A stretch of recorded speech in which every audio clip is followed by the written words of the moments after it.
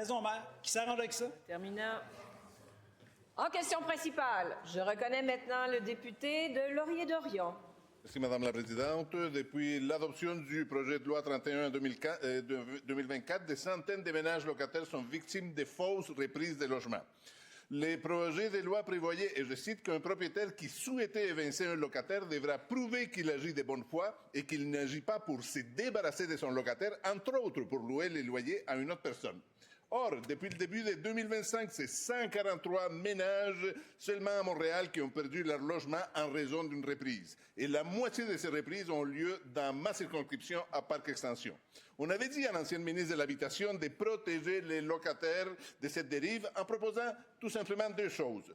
Donner une compensation de 6 mois de loyer aux locataires qui subissent une reprise et imposer au TAL de faire le suivi durant 1 an après la reprise pour s'assurer qu'elle est bel et bien faite de bonne foi.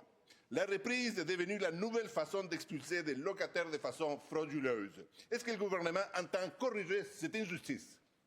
La réponse de la ministre responsable de l'Habitation. Merci, Madame la Présidente. J'ai lu avec beaucoup d'intérêt les articles qui ont été publiés dans des quotidiens au cours du week-end. Ce que le député de Laurier-Dorion omet de préciser dans sa question, c'est que ces cas-là ont été réglés, Madame la Présidente. Donc, tous les cas ont été réglés. Oui, il y a eu un peu de bataille, puis Madame la Présidente, on ne souhaite pas là, que les résidents aient à prendre des batailles avec leurs propriétaires. C'était des querulants, on va être clair là-dessus, Madame la Présidente. Or, la bonne nouvelle, donc, pour ces locataires-là, c'est qu'en bout de ligne, tout le monde a fait son travail. Le tribunal administratif du logement également a fait son travail.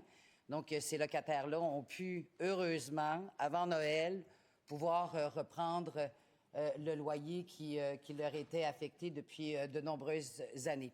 Donc, je tiens à réassurer la population. Il y a d'autres mesures législatives, Madame la Présidente, sur lesquelles on travaille. On aura l'occasion, certainement, au retour de la période des fêtes, de pouvoir le présenter en détail aux députés de Laurier-Dorion. Première complémentaire. Une fausse reprise dont on a trouvé un arrangement. Il y en a des centaines, voire des milliers qui passent sous le radar. Des peines de misère et après beaucoup de pression, l'ancienne ministre de l'Habitation a fermé la brèche des évictions abusives pour travaux majeurs. Or, la spéculation ne connaît pas de répit. Pour expulser des locataires et augmenter les loyers, il faut trouver de nouveaux stratagèmes. Ce sont les reprises maintenant pour supposément installer un parent qui ne s'installe jamais. La ministre devrait ouvrir ses oreilles pour entendre ce qui vient du terrain. Qu'est-ce qu'elle va faire pour corriger? La réponse de la ministre. J'ouvre mes oreilles, je lis les articles au complet, Madame la Présidente, dans la presse. Oui, c'est vrai qu'on a fait état d'un stress énorme pour les reprises, effectivement, du côté de Parc Extension. 2 familles, donc, des parents qui étaient évidemment profondément affectés là, par ce que les propriétaires menaçaient de faire, c'est-à-dire de les expulser. Les 3 autres locataires se sont tournés vers le tribunal administratif du logement, ont eu gain de cause. Important de souligner le travail du TAL, du tribunal administratif du logement.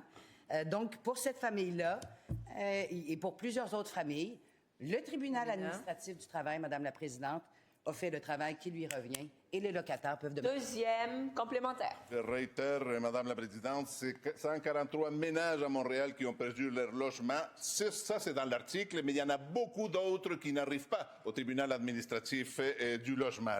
Il y a une brèche dans la loi, ça consiste dans les reprises frauduleuses. Est-ce que la ministre reconnaît au moins qu'il y a un problème et qu'il faut la corriger ou elle se ferme les yeux? La réponse de la ministre. Madame la Présidente, je tiens à rappeler, à la lumière de l'article qui a été présenté dans la presse ce week-end, le dossier a été porté devant le tribunal administratif du logement. On a pu démontrer que son propriétaire avait déjà fait une reprise de logement de mauvaise foi par le passé dans un autre immeuble. Donc, c'est un querulant, Madame la Présidente. Nous, on a envoyé des avis très, très clairs au tribunal administratif du logement. Là. On invite d'ailleurs tous ceux qui sont victimes de malversations comme celle-là à contacter immédiatement le tribunal administratif du logement qui vont les accompagner avec diligence et avec respect, Madame la Présidente.